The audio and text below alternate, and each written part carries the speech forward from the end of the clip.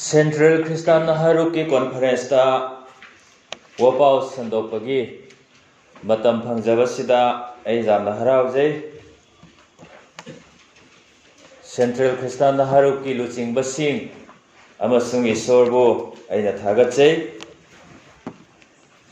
Athungba Pastorate Kimina Wapau Sandopasidi Kara Wabazani Handa Kange Tabak kaya zaude adubu adum wakhalsi concentrate tawba ngamde isona pangbigani haina sa tawi handake khoigi hiramsi yamna maru oiba hiramni Kristagi pukning nakhoidasu leisanu haiba Philippiya pandubani padamanga dagi lauthokpa aduni aikhoigi conference ki Hiramasina, Aikoida Kangan Bening Badudi, Aikogi Luching Basing Amasung Isona, Conference Asida Saruzari by Koi Kuding Bak, Conference Manung Asida, Christagi Puning Lairaga Hanki Baduni, Aikoi Pum Namana, Christagi Puning Lairaga, Mapam Asidagi Hankiba Taragadi, Aikogi Pandamadu, Mapung Pare. Tarahundoi suba conference si mahizale adubu Kristagi pukning leitana leihanba ngamdana hankiba taragadi aikoi mahizandaba haibadu oigani aduna hojiktagidi Kristagi pukning do aikoida leihanaba kanna thorang tawrasi isorgi wahi taminasi aikoigi hiramda Aikoina ubagumna Philippiya padum ani padamanga ani adubu khara sangna tasi Philippiya padum ani pada amadagi taramathoi maramaduna Kristadagi karigumba insinbiba nungsibagi karigumba themjinbiba thawaigi karigumba tinaba karigumba nungsi heiba amasung chambiba leirabadi Nakoina sab manaba nungsiba leiduna pukning amata thawai amata oiduna pukning manaduna aikoigi harauba mapung phahanbiu maranai tanbagi mapana natraga napan tawbagi mapana kari amata tawganu adubu pukning nemthana masa masadagi atei ateina hena phabani singthana sanu nakoi mi khudingna magi maranai jengdaduna Atay singidasu jengsanu Krista Jisuda leiba pungning asi nakhoidasu leisanu ibungona isorgi mongda leirabasu isorga manaba oibadu chena paigadaba oina singthana de adubu minaigi mawong lauduna mioibaga manaba oiraktuna ibungo masa mathantabu sangdokchare aduga ibungobu sajata mioibagumna ure Amasung ibungona siba phawba hoi cross the siba phawba haiba ilaktuna ibungo masa mathata noluksare maramadui dama isorna su ibungo buwang thangat piduna ming khuding mathawaiba ming adu ibungo da pinabire haibadi sargada prithibida amasung prithibi makhada leiba singi khudingna Jisugi mingda nonjana nabani Amasung mapa isorgi mating mangagi dambag leiton khudingna Yesu Krista na Prabhuni haina haido nanabani isor na ito mayagi damag bor pinabibo isanu Amen Isor da sangjisi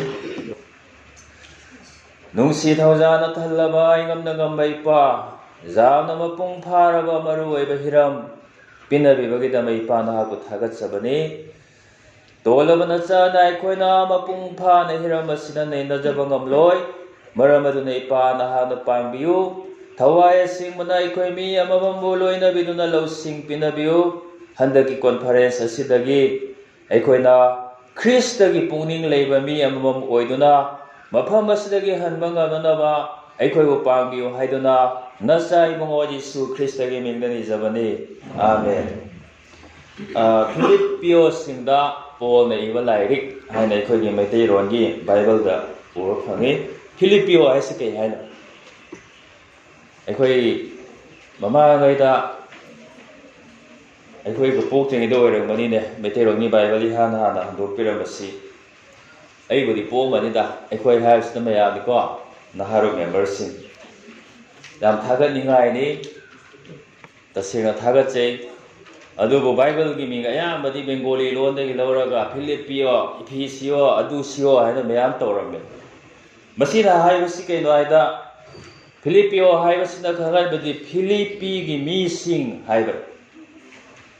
ꯐꯤꯂꯤꯞꯄꯤ ꯁꯍꯔꯗ ꯂꯩꯕ ꯃꯤꯁꯤꯡ ꯍꯥꯏꯕꯅꯤꯀೋ ꯑꯗꯨꯅ ꯍꯌꯦꯡꯈꯩ Bible ꯄꯥꯕ ꯃꯇꯝꯗ ꯐꯤꯂꯤꯞꯄꯤꯌꯣ ꯏꯐꯤꯁꯤꯌꯣ ꯑꯗꯨ ꯀꯥꯏ ꯃꯌꯥꯝ ꯍꯥꯏꯔꯤꯁꯤꯡꯁꯦ ꯑꯗꯨꯒꯤ ꯃꯤꯁꯤꯡ ꯍꯥꯏꯕꯅꯤ ꯍꯥꯏꯕꯁꯤ ꯈꯪꯃꯤꯟꯅꯁꯤ ꯃꯐꯝꯒꯤ ꯃꯃꯤꯡꯅꯤꯀோ ꯃꯁꯤꯒꯤ ꯃꯐꯝꯁꯤꯗ ꯃꯃꯥꯡꯉꯩꯗ ꯒ꯭ꯔꯤꯛꯀꯤ ꯈꯨꯡꯒꯪ ꯑꯃ ꯂꯩꯔꯝꯃꯤ ꯒ꯭ꯔꯤꯁ ꯂꯩꯕꯥꯛꯇ ꯍꯥꯏꯔꯤꯕ ꯈꯨꯡꯒꯪ ꯑꯗꯨꯒꯤ ꯃꯃꯤꯡꯗꯤ ꯐꯤꯂꯤꯞꯄꯤ ꯅꯠꯇꯦ ꯈ꯭ꯔꯦꯅꯤꯗꯦꯁ ꯍꯥꯏꯅ ꯀꯧꯕꯅꯤ ꯑꯄꯤꯛꯄ ꯈꯨꯡꯒꯪꯅꯤ ꯌꯥꯝꯅ ꯃꯃꯤꯡ ꯆꯠꯄ ꯑꯂꯦꯛꯖꯥꯟꯗꯔ ꯗ ꯒ꯭ꯔꯦꯠ ꯍꯥꯏꯕꯗ ꯃꯌꯥꯝ ꯈꯪꯉꯤꯀꯣ ꯃꯗꯨꯒꯤ ꯃꯄꯥ ꯐꯤꯂꯤꯞ ꯗ ꯁꯦꯀꯦꯟ ꯐꯤꯂꯤꯞ ꯑꯅꯤꯁꯨꯕ ꯑꯗꯨꯅ ꯈ꯭ꯔꯦꯅꯤꯗꯦꯁ ꯍꯥꯏꯔꯤꯕ ꯃꯐꯝꯁꯤ ꯌꯥꯝꯅ ꯏꯁꯇ꯭ꯔꯦꯇꯦꯖꯤꯛ ꯑꯣꯏꯕ ꯃꯐꯝꯅꯤ ꯍꯥꯏꯕꯁꯤ ꯈꯪꯕꯗꯒꯤ ꯃꯁꯤ ꯁꯦꯝꯒꯠꯇꯕ ꯌꯥꯗꯦ ꯍꯥꯏꯗꯨꯅ ꯃꯥꯅ ꯑꯆꯧꯕ ꯁꯍꯔ ꯑꯣꯏꯅ ꯁꯦꯝꯒꯠꯈꯤꯕꯅꯤ ꯑꯗꯨꯒ ꯈ꯭ꯔꯦꯅꯤꯗꯦꯁ ꯍꯥꯏꯕ ꯃꯤꯡꯗꯨ ꯂꯧꯊꯣꯛꯑꯒ ꯃꯁꯥꯒꯤ ꯃꯃꯤꯡ ꯂꯧꯗꯨꯅ ꯐꯤꯂꯤꯞꯄꯤ ꯒ꯭ꯔꯤꯛ ꯂꯣꯟꯗꯗꯤ ꯐꯤꯂꯤꯞꯄꯣꯏ ꯍꯥꯏꯕꯅꯤꯀோ ꯏꯪꯂꯤꯁꯀꯤ ꯃꯤꯁꯤꯡꯁꯤꯅ ꯃꯤꯒꯤ ꯃꯤꯡ ꯂꯩꯖꯕꯁꯤ ꯃꯣꯏꯅ ꯈꯔ ꯑꯣꯟꯊꯣꯛꯑꯒ ꯑꯗꯨꯝ ꯃꯃꯤꯡ ꯊꯣꯟꯖꯟꯕꯁꯤ ꯌꯥꯝ ꯍꯩꯕꯅꯤ ꯃꯣꯏꯁꯤ ꯑꯩꯈꯣꯏꯅꯁꯨ ꯑꯗꯨꯝ ꯐꯤꯂꯤꯞꯄꯤ ꯍꯥꯏ ꯇꯁꯦꯡꯅꯗꯤ ꯐꯤꯂꯤꯞꯄꯣꯏ ꯍꯥꯏꯕꯅꯤ मधु मान चावना सेमगले मधुदा मपांदगी सिपाई पेंशन होरको फैमिली मयाम सु पुसन न थम्मे अंगक बिल्डिंग पुरा दलान मयाम सागले अवांग अवांग जुम्बी जुखले अदगी पा लेरम सिंगसु फजना सेमे चिंग सिंगसु सेमे अदुमाइना मतम कुइना ग्रीक सिंगना पालमे अदुबु ऐ सही दिहारोय रोम की साम्राज्य कन्ना मतिक मंगा लेना पालक मतमदा रोम की निथौरेलना लौसिंख्रे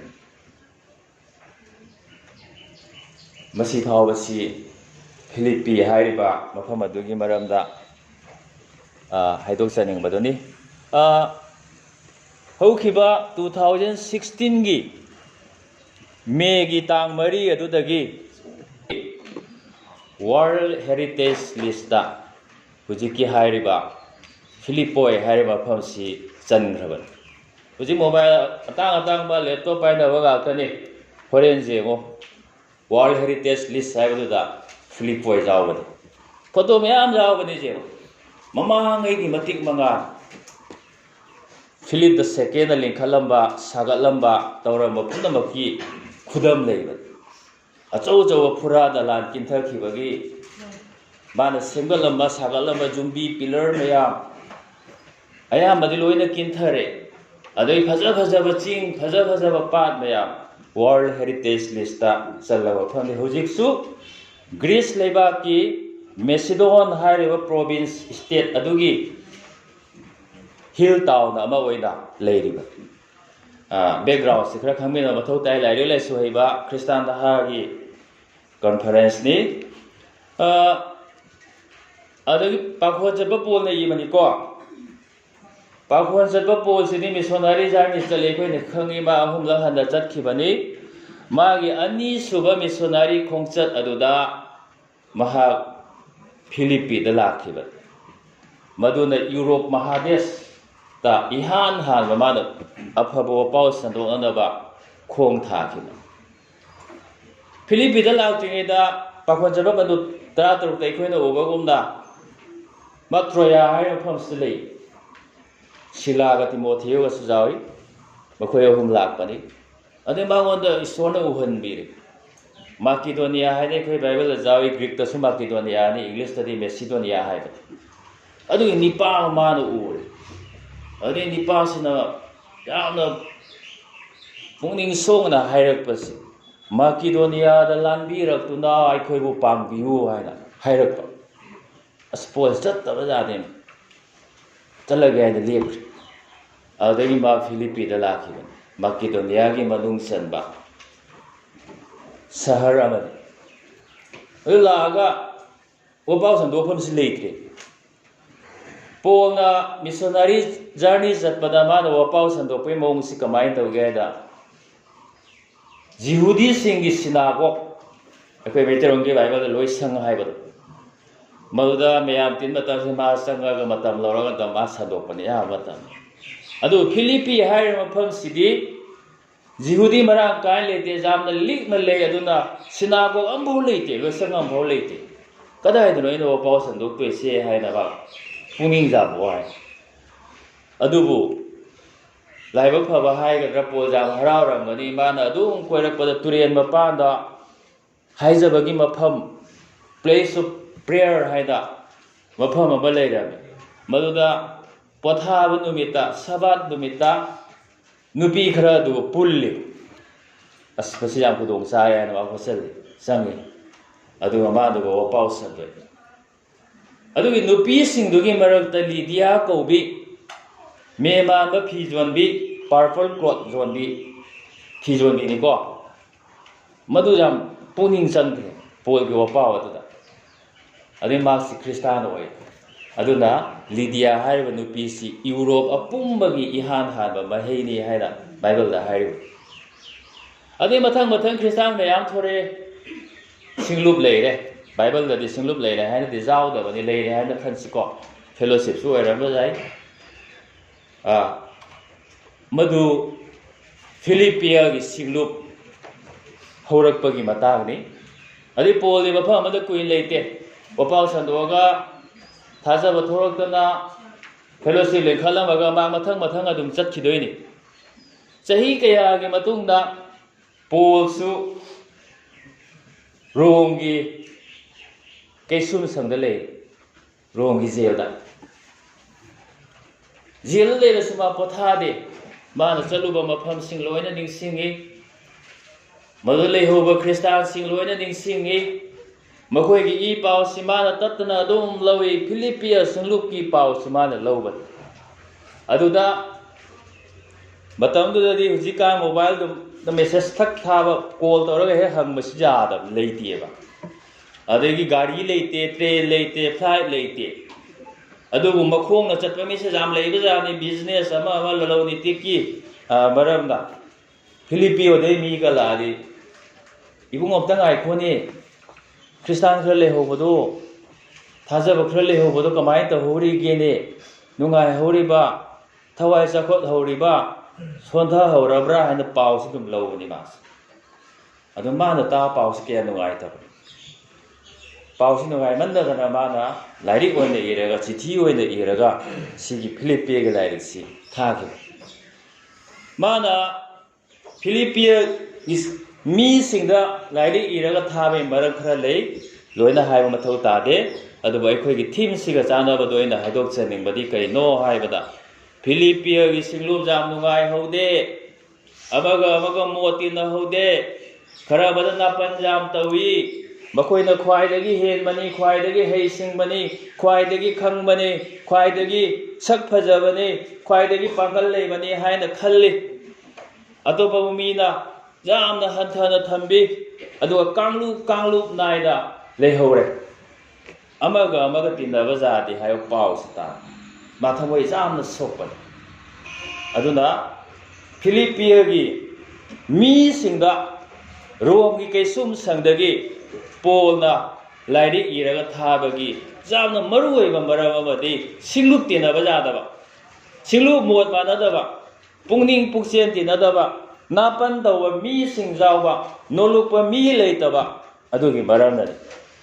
ꯑꯗꯨꯅ ꯄꯟꯗꯨꯞ ꯑꯅꯤ ꯄꯗ ꯑꯃꯗꯒꯤ ꯃꯔꯤ ꯑꯩꯈꯣꯏꯒꯤ ꯊꯤꯝꯁꯤ ꯃꯉꯥꯒꯤ ꯍꯦꯛ ꯃꯊꯛ ꯑꯃꯗꯒꯤ ꯃꯔꯤꯗꯨꯗ ꯃꯌꯥꯝꯅ ꯄꯥꯖꯦꯡꯉꯗꯤ ꯑꯃꯠꯇ ꯑꯣꯏꯅ ꯃꯈꯣꯏ ꯂꯩꯅꯅꯕ ꯃꯈꯣꯏ ꯅꯣꯂꯨꯛꯅꯅꯕ ꯄꯨꯛꯅꯤꯡ ꯅꯦꯝꯊꯅ ꯂꯩꯅꯅꯕ ꯄꯣꯜꯅ ꯏꯟꯁꯤꯟꯕꯤꯕꯅꯤ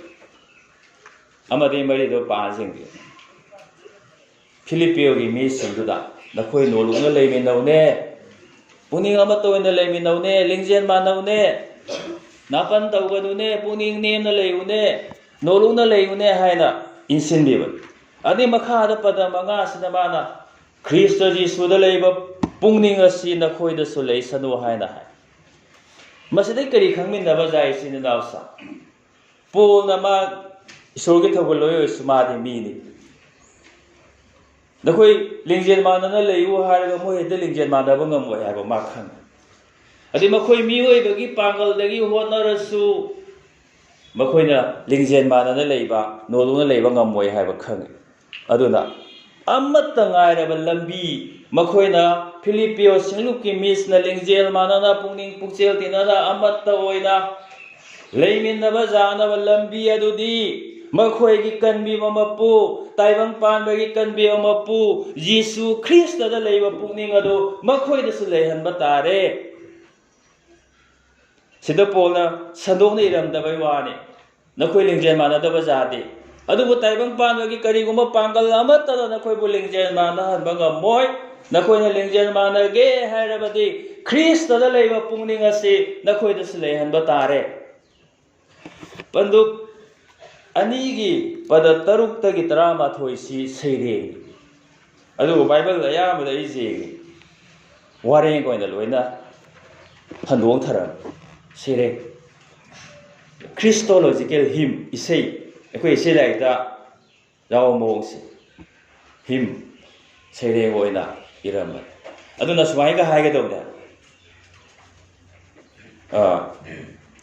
ꯁꯤꯒꯗꯤ ꯈ꯭ꯔꯤꯁꯇ ꯖꯤꯁꯨꯗ ꯂꯩꯕ ꯄꯨꯛꯅꯤꯡ ꯑꯁꯤ ꯅꯈꯣꯏꯗꯁꯨ ꯂꯩꯁꯅꯨ, ꯅꯈꯣꯏꯗꯁꯨ ꯂꯩꯁꯅꯨ, ꯈ꯭ꯔꯤꯁꯇ ꯖꯤꯁꯨꯗ ꯂꯩꯕ ꯄꯨꯛꯅꯤꯡ ꯑꯁꯤ ꯀꯥꯏꯅ ꯁꯩꯔꯦꯡꯒꯤ ꯃꯑꯣꯡꯗ ꯍꯟꯗꯣꯛꯀꯗꯧꯕꯅꯤ꯫ ꯑꯃꯕꯨ ꯑꯣꯏꯔꯁꯨ ꯃꯁꯤ ꯈ꯭ꯔꯤꯁꯇꯣꯂꯣꯖꯤꯀꯦꯜ ꯍꯤꯝꯅꯤ꯫ ꯈ꯭ꯔꯤꯁꯇꯒꯤ ꯃꯔꯝꯗ, ꯈ꯭ꯔꯤꯁꯇꯒꯤ ꯊꯕꯛꯀꯤ ꯃꯔꯝꯗ ꯁꯨꯞꯆꯤꯜꯂꯒ ꯏꯔꯝꯕ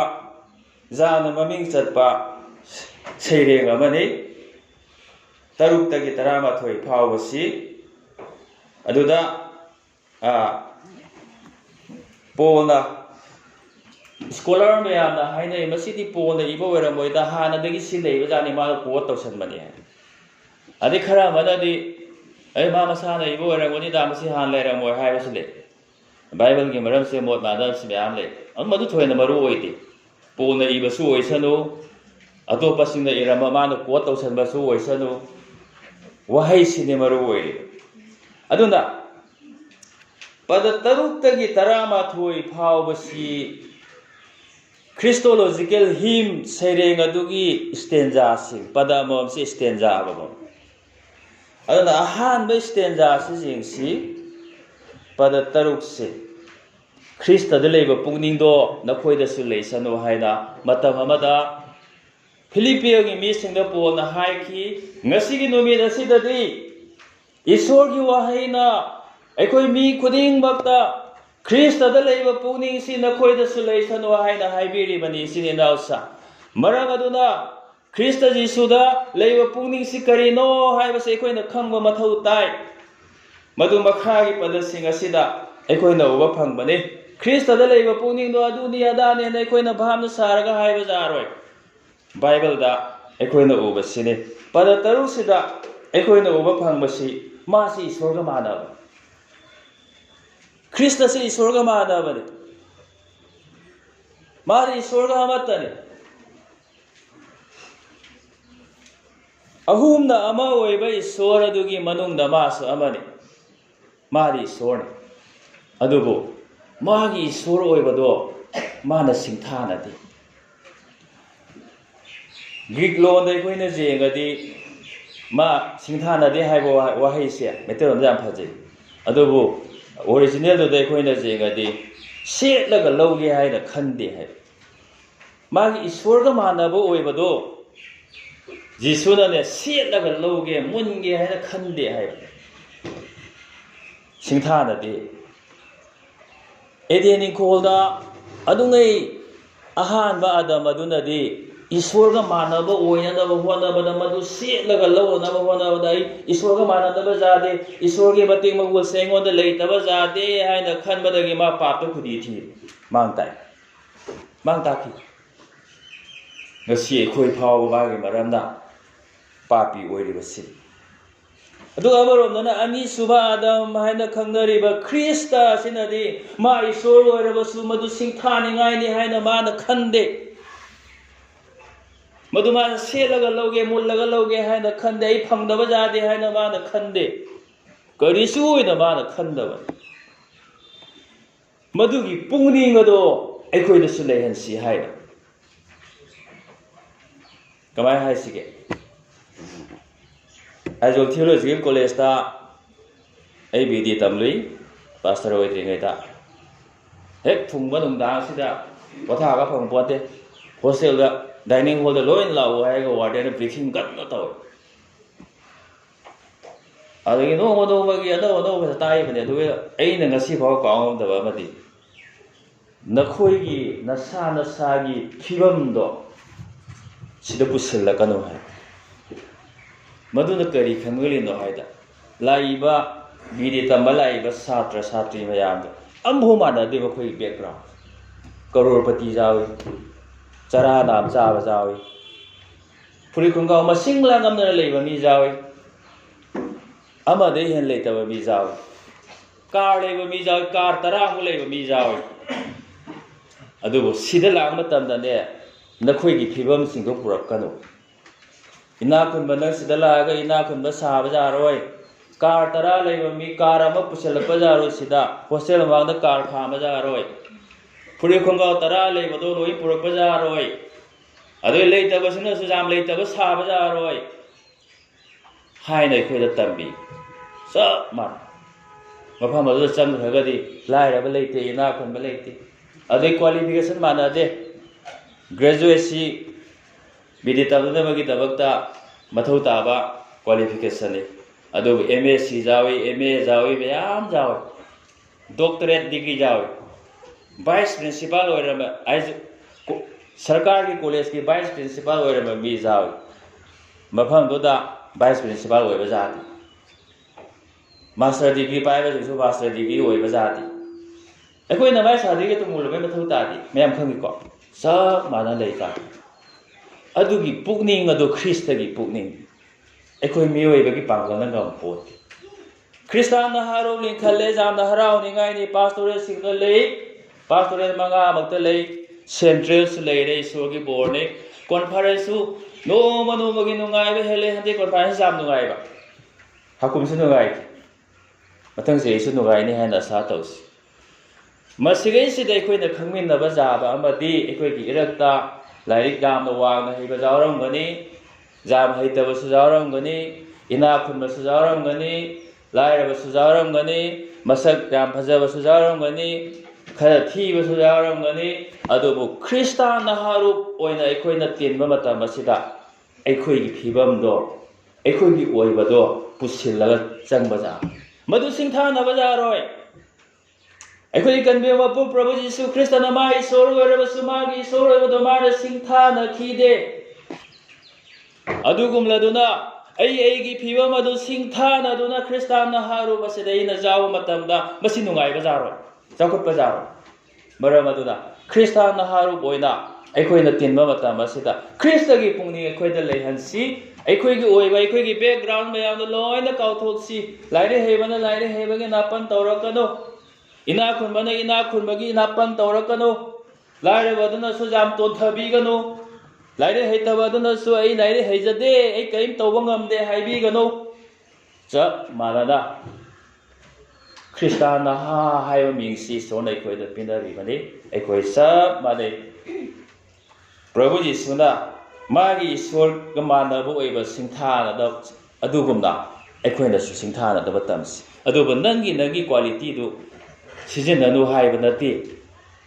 नंगी तलेदु सिजिननु हाइब नते अचा अचा मफमद सिजिनगदोबन पद तरेसिदा अनीसुब स्टेंजानी क्रिस्टोलॉजिकल हिमबदुगी मसिगेसिदा प्रभु यीशुना मागी मसाना मसाबु नोलुकचबा मागी नोलुकपदु फंगबंगमनबा मपुंग फाना नोलुकपा मी ओइननबा माना थांखिबा स्टेप अहुम खै खोइना ओ फंगे माना थांखिबा खोंथांग अहुम ख अहानबददि मिनाइगी मवोंग लौदुना ख्रिस्तꯗ लेबा पुगनिंगदो नोलोकपगी पुगनिंगनि मा नोलुई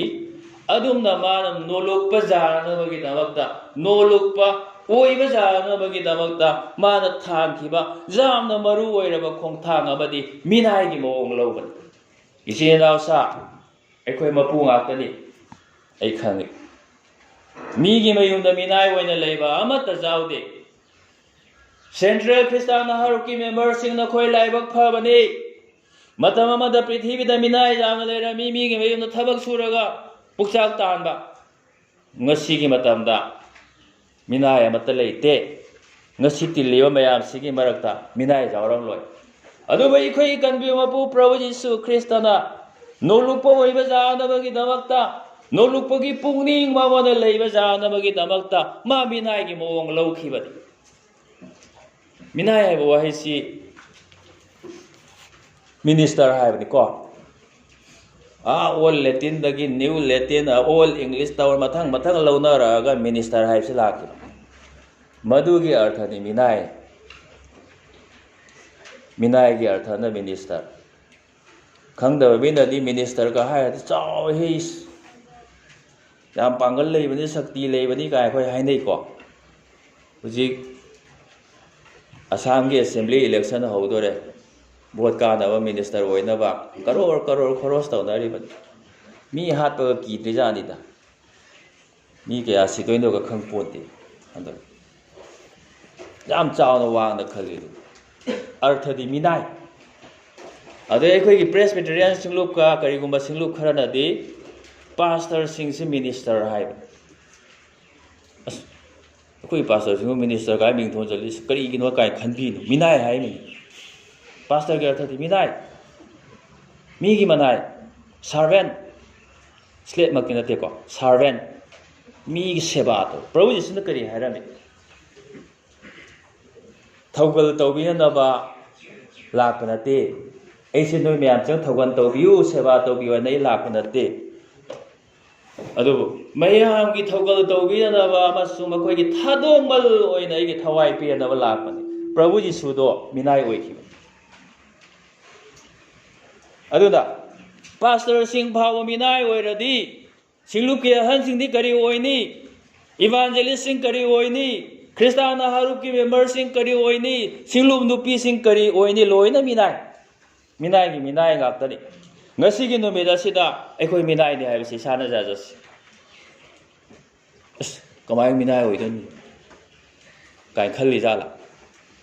अखोय मणिपुरी मुस्लिम पांगन नै खंगदबा सिंग मिनाय याम लई ऐगी मरु अमसु मिनाय लई मा कोइरदि इमा होय बाबा होय चैबसिना कैगिनो नंग मिनाय कोइसे अदो ऐना स्नो भागे नोइबु कैनो मिनाय साम कोइसे अस मीगी मियेंग चंगदनबनि हाय मींगा थीबा थोजल मेती दस नुंगथंग को गाय लेको कोकांग को बगाय ऐ हंग कैनो ने नुंगथंग कोइसे अस मियेंग चंगदनबनि भूत पे की मियेंग चंगदनय मचा ममिंग अथी थीबा खलगा थोजल अद मसिंदा खंगहनबदि सिने दाउसा प्रभु यीशु ख्रिस्त तो मी सिंगी थौगन तौदना मागी पुंसी लेनखी मधु मागी पुगनिंगनि अखोय मयाम सिकन बीबा जानबा अखोय की थादोकमल ओइना मागी थवाई पीखी मधु मिनायगी पुंसीनि अदुना मागी तुंगी लेबा मी मागी थौगन तौजरिबा अखोय सु लोइना मिनाय ओइनबा कौबीबनि ngasiगी नुमिदा सिदा ईश्वरदा ख्रिस्त जीसुदा लेबा पुनिंग सिना खोयदा सु लेसनो हायना नहारो मेंबर सिंगदा हाइबीबा सिदा नखोय मिनाय ओयु हाइबनि हाइबा सिनिंग सिंग मिनासी मीगी थौगा नै खोयना तौसी मीगी सेवा तौसी मधु ईश्वर की थौगल ने ईश्वरना जामना पामन अनाब लेब्रा ख्रिस्तान नहारो सिंगदा सेवा तौसी एखोय मिनाय अवा नंग तारिबा कनागुमा लेब्रा ख्रिस्तान नहारुप सिंगना मतेंग पांगसी मरमने अखोय मिनाय नैहत पीरेबा सिंगी माइगैदा अखोय लेपसी ओत नैबीरेबा सिंगी मरकता अखोय सुजावसी मरमदि अखोय मिनाय अनि सुबा स्टेप तदि मियोयबगा मानबा ओइरक्तुना मादि सोरनिको मतिंग मगाना थनबा ꯑꯗꯣ ꯅꯣꯂꯨꯛꯄ ꯌꯥꯅꯕꯒꯤꯗꯃꯛꯇ ꯃꯥ ꯏꯁꯇꯦꯞ ꯑꯃꯒ ꯊꯥꯡꯗꯕ ꯖꯥꯠ ꯃꯤꯑꯣꯏꯕꯒ ꯃꯥꯟꯅꯕ ꯑꯣꯏꯔꯛ ꯃꯤꯑꯣꯏꯕꯒ ꯃꯥꯟꯅꯕ ꯑꯣꯏꯔꯛꯄ ꯍꯥꯏꯁꯦ ꯌꯥꯝ ꯄꯥꯛ ꯆꯥꯎꯅ ꯅꯩꯅꯕ ꯖꯥꯕꯅꯦ ꯑꯩꯈꯣꯏ ꯑꯣꯖꯥꯁꯤꯡꯁꯤꯅ ꯊꯤꯑꯣꯂꯣꯖꯤ ꯇꯝꯕ ꯑꯗꯨꯒ ꯀꯨꯏꯅ ꯅꯩꯅꯔꯝꯒꯅꯤ ꯁꯤ ꯀꯔꯤ ꯍꯥꯏꯅꯣ ꯍꯥꯏꯅ ꯃꯤꯑꯣꯏꯕꯒ ꯃꯥꯟꯅꯕ ꯑꯣꯏꯕ ꯀꯥꯏꯅ ꯑꯩ ꯌꯥꯝ ꯁꯝꯅ ꯍꯥꯏ ꯃꯤꯑꯣꯏꯕꯒ ꯃꯥꯟꯅꯕ ꯑꯣꯏꯕ ꯍꯥꯏꯕꯁꯤꯗꯤ ꯑꯕꯇꯥꯔ ꯇꯧꯕ ꯑꯕꯇꯥꯔ ꯁꯥꯌꯣꯟꯕ ꯃꯩꯇꯩꯂꯣꯟꯗ ꯑꯁꯦꯡꯕꯗ ꯁꯥꯌꯣꯟꯕ ꯁꯪꯁꯀ꯭ꯔꯤꯠꯀꯤ ꯑꯕꯇꯥꯔ संस्कृत के अवतार बेंगोली सिंह संस्कृत अवतार है हिंदी लोन अवतार है मसी इंटरनेशनल की लोन होइख्रबनी अदुना अवतार है कई है कुमथब अवतार के अर्थदी कुमथब मथक्तगी कुमथब काखत्प नते कुमथब अदुना प्रभु जीसु वांग्र पोदे सर्गदा ईश्वर की मचानिपा ईश्वर ओइना मतिंग मंगा थन लेबनी मधु पुनः लोन थादोगा ताइबंग पांदा फत्तब पापीसिंग मिहात्पा कलक मिहौबन थनबा मसागी ओइजब तामन थनबा मिगी मतेंग पांगनिंगदबा मिनुंग सिजावदबा मखोय मसेन भौ लेमिनंगादना अमना अमा हातोंगदगी तौ लेरिबा अदुगुम मीसिंगी मरक्ता मा कुमथरेनी मियोबगा मानबो ओइदब जाति अखोयदि करिगा मानगनी ईश्वरदुना मीगा मानदब लाखरे मधुगी मपाद अखोय कनबीब फंगे ख्रिस्तान हरू कायना अखोयना हरावना से तिनरिसे प्रभु जीसुद मियोबगा मानबो ओइरामदि ओइथोलैदोबने लेरमोय अमहो लेरो ngasi lerise प्रभु जीसुना मियोबगा मानबो ओइरकपा माना सायोन मियोयना सायोन बिदना लाक्पिखिबा अवतार तौबिखिबा सर्गदगी कुमथबिरखिबगी मरमदनि असिगी पुंगनिंग असि नखोयदसु लेसनो हाइरिए ईश्वरदुनदी मियोयना सायोन बिरे अखोयना करी ओइ सायोन दोइनो सायोन दति जादे सि पुंगनिंग सनगोंद लेइ नखोयद लेसनो हाय सायोन बजाबा करी करी लेइ हायना थिगदमनि ख्रिस्ताना हासिन प्रभु ने मियोयना सायोन बिरे अइना सायोन बजाबा करी करी लेइ कुस्ती थुंबा मी सिंगे मरक्ता कुस्ती थुंबा ओइना सायोन बताय मधु प्रभु न पामे कोविड-19 दा नारिबा मी सिंगे मरक्ता कोविड-19 नाबा मी गुमना सायोन बताय तोला तारबा नैहत पिरबा इंथोक पिरबा मी सिंगी मरक्ता मखोय गुमना ई सायोन बताय मखोयगी मरक्ता ई लेइ बताय अलाय बदतबनी को अलुबा हिरमम खंजले अदुबो मसीमक ईश्वरना खोयदगी पाम ngasiगी नुमित असिदा तोला तारबा सिंग अखोयगी इनाक लेरगा नोमता सुमनाक चंगुदबा ख्रिस्तान हाजावरिबरा मखोय नुंगारिब्रा वारिब्रा वहै अमतनसु थेमजिनबिगे हायना चलुबा ख्रिस्तान हा कया जावरि अनाबगी फमुंगदा अयो चैना खांगदुना अइबु करम नुमित सिदोइनो अइ सिजनिगे हायना लेरिबा मी सुंदिगी मनाक्ता नोमतसु चंगना फमलुदबा हंगलुदबा ख्रिस्तान हा जावरिब्रा ईश्वरगी वाहैनदी कनबीबा मपुना मी ओइना सायोनबीबा मियोइबगा मानबा ओइरकपा अदुगुमना अइखोयदगी हेना वाबा अइखोयदगी हेना तोनबा अदुगुमबा मी सिंगदो अइखोय सायोनबा मथौ ताय अहुम सुबा स्टेप अदुनी मसा मथनतबु संदोकचरे हाइसे खंगनब्रो मया होजि कांगी नहा सिंग मेतेरोसे क्याम खंगिमो खंगदी संदोकचरे हाइसे खंगब्रा वाहै अमगे अर्थ जामनि सिदा संदोए हाइबसि बाकेट तो संदो थुमोक तो संदो हाइबदुनी बाकेट मंगदा यामना ममल लेबा पोत अमा जावरमे बाकेट तो संदो हाइना हायदि मदुई पोत लौथो हाइबा थुमोक तो संदो हाइ थुमोक मंगदा जावरिबा फौदो खुदम ओइना एग्जांपल जस्ट फॉर एग्जांपल फौदो लौथो हाइबा प्रभु जीसुना मसाबु संदोकचरे हाइबसि मयाम खंगिको मागी ईश्वर ओइबदो माना लौथोय मसाजि पुंसंग संदोय मसाय हाइखिदुगु मरि लेने जाबदा मसाय हाइखिबदुगा अइखोयसु ख्रिस्टगी पुंगनिंग अदो लेहनबा मथौ ताबनिना इसा संदोकचौ मथौ ताय इहांग हांगनबा मथौ ताय मनुसिदा पीथना लेरकांदा अइखोयना कैदौनुंदा ख्रिस्टगी पुंगनिंग लेहनबा जारोय मियोइबगी पुंगनिंग दि फत्ते मियोइबगी पुंगनिंग वाखल से जामना सेंगदे मरम अदुना ꯈ꯭ꯔꯤꯁꯇꯒꯤ ꯄꯨꯛꯅꯤꯡꯗꯣ ꯑꯩꯈꯣꯏꯗ ꯂꯩꯍꯟꯕ ꯇꯥꯔꯦ ꯇꯧꯕꯇꯕꯨ ꯅꯪꯉꯣꯟꯗ ꯍꯥꯟꯅꯗꯒꯤ ꯊꯟꯅ ꯂꯩꯔꯤꯕ ꯅꯪꯒꯤ ꯄꯨꯛꯅꯤꯡ ꯐꯠꯇꯕ ꯄꯨꯛꯅꯤꯡ ꯑꯗꯣ ꯃꯗꯨꯒꯤ ꯃꯊꯛ ꯑꯗꯨꯗ ꯈ꯭ꯔꯤꯁꯇꯒꯤ ꯄꯨꯛꯅꯤꯡ ꯍꯥꯞꯆꯤꯟꯕ ꯌꯥꯔꯣꯏ ꯈ꯭ꯔꯤꯁꯇꯒꯤ ꯄꯨꯛꯅꯤꯡꯗꯣ ꯑꯩꯈꯣꯏꯗ ꯂꯩꯍꯟꯅꯕꯒꯤꯗꯃꯛꯇ ꯏꯁꯥꯁꯦ ꯁꯪꯗꯣꯛꯆꯕ ꯃꯊꯧ ꯇꯥꯏ ꯑꯩꯒꯤ ꯄꯨꯛꯅꯤꯡꯗ ꯍꯥꯟꯅꯗꯒꯤ ꯂꯩꯔꯛꯄ ꯃꯌꯥꯝ ꯑꯗꯨ ꯂꯣꯏꯅ ꯂꯧꯊꯣꯛꯄ ꯃꯊꯧ ꯇꯥꯏ ꯍꯥꯟꯅꯗꯒꯤꯁꯨ ꯂꯩꯖꯁꯅꯨ ꯈ꯭ꯔꯤꯁꯇꯒꯤꯁꯨ ꯄꯥꯝꯃꯤ ꯍꯥꯏ ꯌꯥꯔꯣꯏ ꯍꯥꯟꯅ ꯑꯩꯒꯤ ꯀꯜꯂꯛꯄ ꯃꯤꯍꯧꯕ ꯃꯤ ꯐꯨꯅꯤꯡꯕ ꯃꯤ ꯍꯥꯅꯤꯡꯕ ꯅꯤꯁꯥ ꯆꯥꯅꯤꯡꯕ ꯑꯗꯨꯒꯨꯝꯕ ꯄꯨꯛꯅꯤꯡ ꯃꯌꯥꯝꯗꯨꯁꯨ ꯂꯩꯖꯁꯅꯨ ꯈ꯭ꯔꯤꯁꯇꯒꯤ ꯄꯨꯛꯅꯤꯡꯁꯤꯁꯨ ꯂꯩꯍꯟꯒꯦ ꯍꯥꯏꯕꯗꯤ ꯌꯥꯔꯔꯣꯏ ꯑꯗꯨꯅ ꯏꯁꯥ ꯁꯪꯗꯣꯛꯆꯕ ꯃꯊꯧ ꯇꯥꯏ ꯑꯩꯈꯣꯏ ꯍꯟꯗꯛꯀꯤ ꯀꯣꯟꯐꯔꯦꯟꯁ ꯑꯁꯤꯗꯒꯤ ꯑꯩꯈꯣꯏ ꯄꯨꯛꯅꯤꯡꯁꯦ ꯂꯣꯏꯅ ꯁꯪꯗꯣꯛꯆꯔꯁꯤ ꯄꯨꯡꯍꯥꯡ ꯍꯥꯡꯍꯜꯂꯁꯤ ꯑꯗꯨꯒ ꯈ꯭ꯔꯤꯁꯇꯒꯤ ꯄꯨꯛꯅꯤꯡ ꯂꯩꯍꯜꯂꯁꯤ ꯑꯗꯒꯤ 9 ꯁꯨꯕꯁꯤꯗ ꯄꯗ 9 ꯁꯤꯗ ꯑꯩꯈꯣꯏꯅ ꯎꯕꯁꯤ ꯍꯥꯏꯕ ꯏꯟꯕ obedience ꯍꯥꯏꯕ ꯏꯟꯕꯒꯤ ꯃꯇꯥꯡ ꯄ꯭ꯔꯚꯨ ꯖꯤꯁꯨ ꯈ꯭ꯔꯤꯁꯇꯗ ꯂꯩꯕ ꯄꯨꯛꯅꯤꯡ ꯑꯃꯗꯤ ꯍꯥꯏꯕ ꯏꯟꯕꯒꯤ ꯄꯨꯛꯅꯤꯡ ꯁꯝꯅ ꯍꯥꯏꯔꯕꯗ ꯁꯔꯒ ꯐꯝꯕꯥꯜ ꯊꯥꯗꯣꯛꯇꯨꯅ ꯃꯥꯅ ꯇꯥꯏꯕꯪꯄꯥꯟꯗ ꯃꯤ ꯑꯣꯏꯅ ꯁꯥꯕꯝꯂꯤꯕꯁꯤ ꯃꯥꯒꯤ ꯍꯥꯏꯕ ꯏꯟꯕ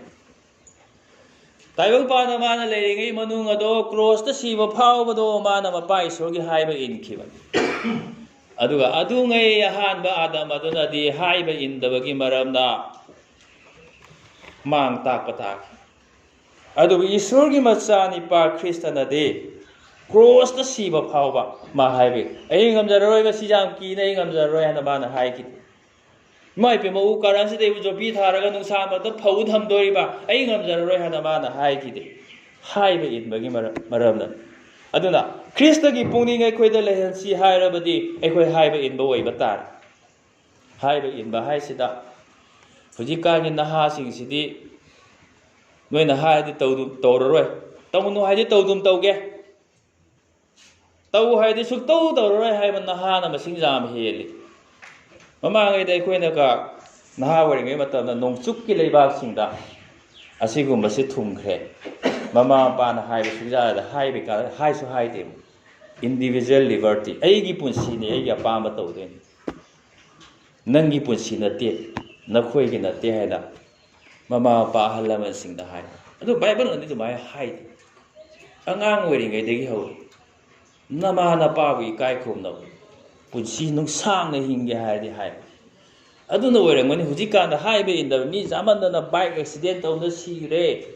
ꯑꯣꯗꯤ ꯑꯣꯏꯅ ꯁꯤꯈ꯭ꯔꯦ ꯇꯨꯔꯦꯟꯗ ꯂꯨꯞꯈ꯭ꯔꯦ ꯄꯥꯠꯇ ꯂꯨꯞꯈ꯭ꯔꯦ ꯑꯉꯛ ꯑꯉꯛꯄ ꯃꯑꯣꯡꯗ ꯃꯤ ꯃꯌꯥꯝꯁꯤꯡꯁꯦ ꯍꯥꯏꯕ ꯏꯟꯗꯕꯒꯤ ꯑꯣꯏꯔꯝꯒꯅꯤ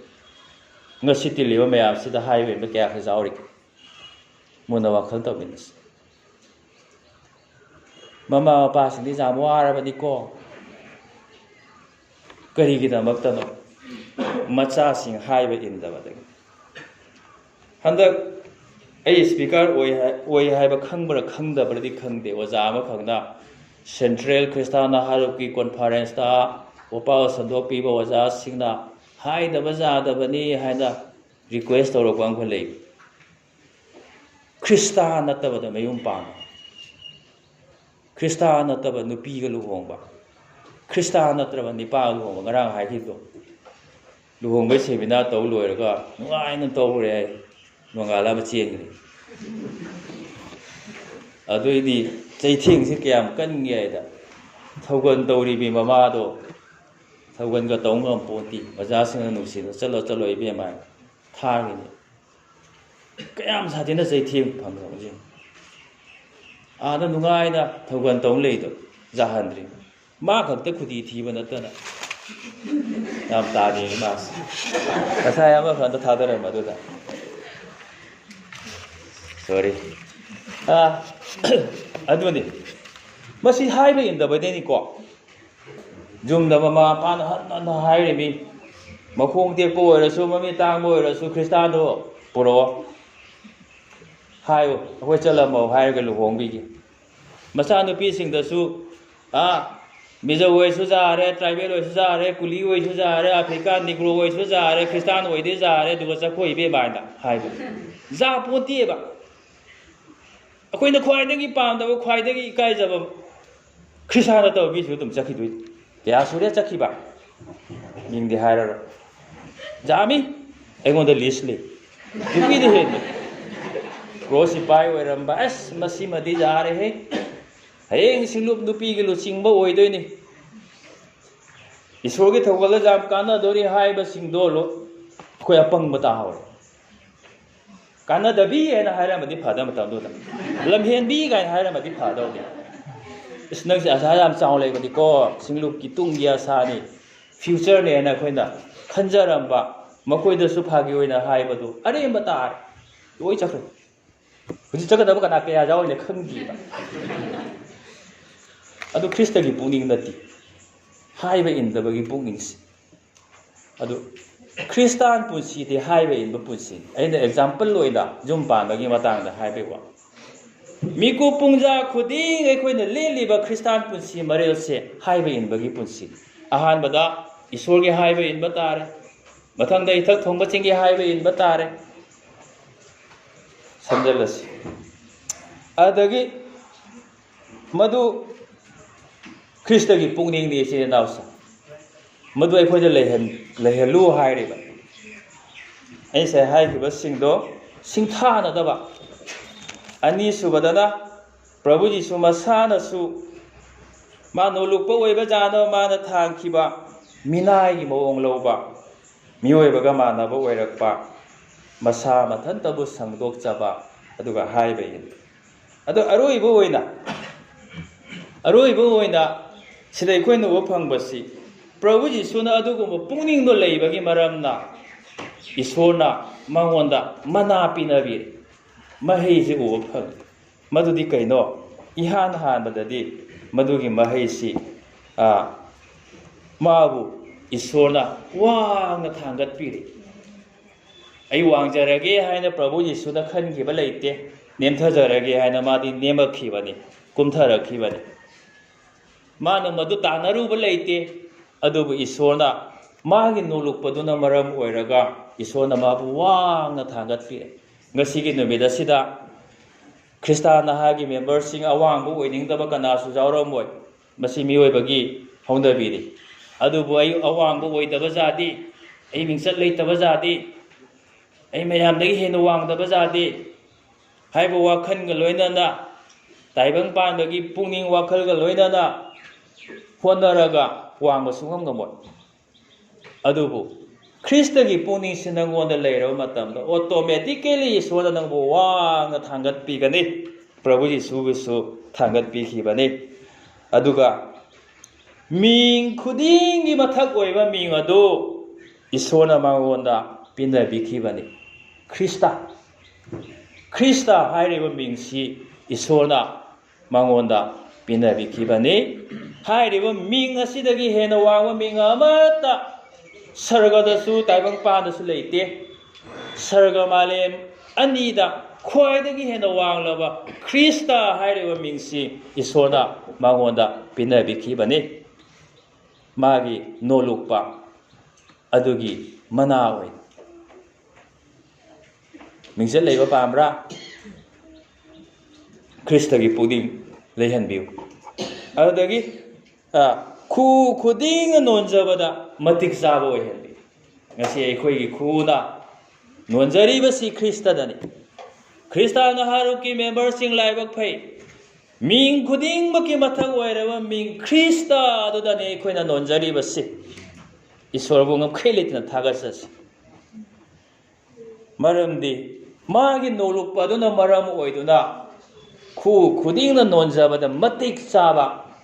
ओइना ईश्वरना माबु खंदोकपिखिबनि इलोय लोयबददि लेतोन खुदिंगना यीशु ख्रिस्तना प्रभुनि हाइना हाइदोकनबा लेतोन खुदिंगना यीशु ख्रिस्तना प्रभुनि हाइना हाइदोकपा जाबा मओंगदा महाकु सेंबिरे ngasi लेतोन जावदबा कना जावी लेतोन लय जावी को नोय लेतोन न करिनो फोंदोइनो अखोइ लेतोन फोंदो इसे कइनो बाइबल शास्त्र नदी यीशु ख्रिस्तना प्रभुनि हाइना फोंदो हाइ यीशु ख्रिस्तना प्रभुनि हाइबसे लेतोन खुदिंग द फोंदो कदौबने ख्रिस्तान हासिनदि हेने हेने फोंदो कदौबने ꯑꯗꯨꯕꯨ ꯑꯩꯈꯣꯏꯅ ꯐꯣꯡꯗꯣꯛꯂꯤꯁꯤ ꯀꯩꯅꯣ? ꯌꯤꯁꯨ ꯈ꯭ꯔꯤꯁꯇꯅ ꯄ꯭ꯔꯚꯨꯅꯤ ꯍꯥꯏꯕꯁꯤ ꯌꯥꯝꯅ ꯈ꯭ꯋꯥꯏꯗꯒꯤ ꯍꯦꯟꯅ ꯂꯤꯔꯕ, ꯈ꯭ꯋꯥꯏꯗꯒꯤ ꯍꯦꯟꯅ ꯇꯦꯟꯕ ꯊꯥꯖꯕ ꯐꯣꯡꯗꯣꯛꯄꯁꯤꯡꯒꯤ ꯃꯅꯨꯡꯗ ꯑꯃꯅꯤ. ꯃꯃꯥꯡꯉꯩꯗꯒꯤ ꯍꯧꯅ ꯑꯩꯈꯣꯏꯒꯤ ꯊꯥꯖꯕꯁꯦ ꯐꯣꯡꯗꯣꯛꯄꯁꯦ ꯌꯤꯁꯨ ꯈ꯭ꯔꯤꯁꯇꯅ ꯄ꯭ꯔꯚꯨꯅꯤ. ꯉꯁꯤ ꯅꯨꯃꯤꯠ ꯑꯁꯤꯗ ꯁꯦꯟꯇ꯭ꯔꯦꯜ ꯈ꯭ꯔꯤꯁꯇꯥꯟ ꯅꯍꯥꯔꯨꯞꯀꯤ ꯀꯣꯟꯐꯔꯦꯟꯁꯇ ꯁꯔꯨꯛ ꯌꯥꯔꯤꯕ ꯑꯩꯈꯣꯏꯁꯤ, ꯑꯩꯈꯣꯏꯒꯤ ꯄ꯭ꯔꯚꯨ ꯀꯅꯥꯅꯣ? ꯗ꯭ꯔꯥꯛꯅ ꯄ꯭ꯔꯚꯨ ꯑꯣꯏꯕ ꯈ꯭ꯔꯤꯁꯇꯥꯟ ꯅꯍꯥꯔꯨꯞꯀꯤ ꯃꯦꯝꯕꯔ ꯌꯥꯎꯔꯤꯕ꯭ꯔꯥ? ꯇꯥꯏꯕꯪꯄꯥꯟꯗꯒꯤ ꯑꯣꯛꯇꯕ ꯂꯝꯆꯠ ꯁꯥꯖꯠꯅ ꯄ꯭ꯔꯚꯨ ꯑꯣꯏꯕ ꯈ꯭ꯔꯤꯁꯇꯥꯟ ꯅꯍꯥ ꯃꯦꯝꯕꯔ ꯌꯥꯎꯔꯤꯕ꯭ꯔꯥ? ꯃꯨꯟꯅ ꯋꯥꯈꯜ ꯇꯧꯃꯤꯟꯅꯁꯤ. ꯑꯩꯈꯣꯏꯒꯤ ꯄ꯭ꯔꯚꯨꯗꯤ ꯑꯗꯨꯒꯨꯝꯕ ꯄꯣꯠꯁꯤꯡ ꯑꯗꯨ ꯅꯠꯇꯦ. ꯌꯤꯁꯨ ꯈ꯭ꯔꯤꯁꯇꯅꯤ. ꯌꯤꯁꯨ ꯈ꯭ꯔꯤꯁꯇꯅ ꯑꯩꯈꯣꯏꯒꯤ ꯄ꯭ꯔꯚꯨꯅꯤ. ꯑꯗꯨꯒꯤ ꯃꯇꯨꯡꯗ ꯑꯩꯈꯣꯏꯒꯤ ꯑꯀꯣꯏꯕꯗ ꯂꯩꯔꯤꯕ ꯈꯪꯗ꯭ꯔꯤꯕ ꯃꯌꯥꯝ ꯑꯁꯤꯗꯁꯨ ꯑꯩꯈꯣꯏꯅ ꯈꯪꯍꯟꯒꯗꯧꯕꯅꯤ. ꯈꯪꯍꯟꯕ ꯌꯥꯗꯦꯀꯣ? ꯑꯗꯨꯅ ꯉꯁꯤ ꯂꯥꯎꯗꯣꯏꯅꯤ. ꯌꯤꯁꯨ ꯈ꯭ꯔꯤꯁꯇꯅ ꯄ꯭ꯔꯚꯨꯅꯤ ꯍꯥꯏꯅ ꯂꯣꯏꯅ ꯇꯥꯅꯕ ꯂꯥꯎꯗꯣꯏꯅꯤ. ꯀꯅꯥ ꯀꯌꯥ ꯃꯈꯣꯟ ꯍꯧꯏꯁꯤ? ꯂꯩꯁꯥꯕꯤ ꯅꯣꯛꯄꯗ ꯃꯈꯣꯟ ꯍꯧꯕ ꯃꯌꯥꯝ ꯑꯩ ꯎꯔꯦ. ꯄꯥꯈꯪꯁꯨ ꯅꯣꯛꯄꯗ ꯃꯈꯣꯟ ꯍꯧꯕ, ꯃꯌꯥꯒꯁꯨ ꯂꯥꯎꯅ ꯀꯥꯞꯊꯣꯛꯄ ꯉꯝꯕ ꯑꯩ ꯎꯔꯦ. ꯌꯤꯁꯨ ꯈ꯭ꯔꯤꯁꯇꯅ ꯄ꯭ꯔꯚꯨꯅꯤ ꯍꯥꯏꯕꯗ ꯀꯌꯥꯝ ꯂꯥꯎꯅ ꯀꯥꯒꯦ, ꯀꯌꯥꯝ ꯀꯟꯅ ꯂꯥꯎꯒꯦ ꯌꯦꯡ ꯇꯥꯔꯦ. ꯑꯩꯈꯣꯏꯒꯤ ꯊꯥꯖꯕ ꯐꯣꯡꯗꯣꯛꯁꯤ. ꯁꯥꯖꯤꯟꯅꯕ ꯊꯥꯖꯕ ꯐꯣꯡꯗꯣꯛꯄ ꯅꯠꯇꯕ, ꯈ꯭ꯔꯤꯁꯇꯒꯤ ꯄꯨꯛꯅꯤꯡ ꯂꯩꯍꯟꯗꯨꯅ ꯑꯩꯈꯣꯏꯅ ꯅꯣꯡꯃ ꯅꯣꯡꯃꯒꯤ ꯈ꯭ꯔꯤꯁꯇꯥꯟ ꯄꯨꯟꯁꯤꯁꯤ ꯂꯦꯟꯕꯁꯤꯗ ꯌꯤꯁꯨ ꯈ꯭ꯔꯤꯁꯇꯅ ꯄ꯭ꯔꯚꯨꯅꯤ ꯍꯥꯏꯕꯁꯤ ꯃꯤꯀꯨꯞ ꯄꯨꯡꯖꯥ ꯈꯨꯗꯤꯡ ꯑꯩꯈꯣꯏꯅ ꯐꯣꯡꯗꯣꯛꯄ ꯇꯥꯕꯅꯤ. ꯃꯌꯥꯝ ꯔꯦꯗꯤ ꯇꯧꯕꯤꯌꯨ, ꯊꯧꯔꯥꯡ ꯇꯧꯕꯤꯌꯨ. ꯑꯩꯈꯣꯏ ꯃꯌꯥꯝ ꯂꯦꯞꯈꯠꯃꯤꯟꯅꯁꯤ. ꯑꯩꯅ ꯌꯤꯁꯨ ꯈ꯭ꯔꯤꯁꯇꯅ ꯍꯥꯏꯒꯅꯤ, ꯃꯌꯥꯝꯅ ꯄ꯭ꯔꯚꯨꯅꯤ ꯍꯥꯏꯅ ꯀꯟꯅ ꯂꯥꯎꯔꯣ. ꯃꯈꯣꯟ ꯍꯧꯗ꯭ꯔꯗꯤ ꯌꯥꯔꯣꯏꯀꯣ? ꯁ꯭ꯋꯥꯏ ꯂꯣꯏ ꯇꯥꯅꯕ ꯊꯃꯣꯏꯗꯒꯤ ꯂꯥꯎꯒꯗꯕꯅꯤ, ꯆꯤꯟꯕꯥꯟ ꯊꯣꯡꯗꯒꯤ ꯅꯠꯇꯦ. ꯈꯨꯠ ꯊꯥꯡꯒꯠꯂꯒ ꯑꯃ ꯊꯥꯡꯒꯠꯀꯦꯔꯥ, ꯑꯅꯤ ꯊꯥꯡꯒꯠꯀꯦꯔꯥ, ꯂꯥꯎꯕ ꯃꯇꯝꯗꯨꯗ ꯑꯩ ꯍꯥꯏꯔꯒꯦꯀꯣ, 3ꯂꯛ ꯂꯥꯎꯗꯣꯏꯅꯤ. ꯍꯧꯗ꯭ꯔꯗꯤ 10ꯔꯛꯁꯨ ꯑꯣꯏꯕ ꯌꯥꯏ. ꯌꯤꯁꯨ ꯈ꯭ꯔꯤꯁꯇꯅ ꯄ꯭ꯔꯚꯨꯅꯤ! ꯌꯤꯁꯨ ꯈ꯭ꯔꯤꯁꯇꯅ ꯄ꯭ꯔꯚꯨꯅꯤ! ꯌꯤꯁꯨ ꯈ꯭ꯔꯤꯁꯇꯅ ꯄ꯭ꯔꯚꯨꯅꯤ! ꯃꯌꯥꯝ ꯐꯝꯃꯤꯟꯅꯁꯤ. ꯏꯁꯣꯔꯅ ꯑꯩꯈꯣꯏ ꯃꯌꯥꯝꯒꯤꯗꯃꯛ ꯕꯣꯔ ꯄꯤꯅꯕꯤꯕ ꯑꯣꯏꯁꯅꯨ. ꯑꯥꯃꯦꯟ.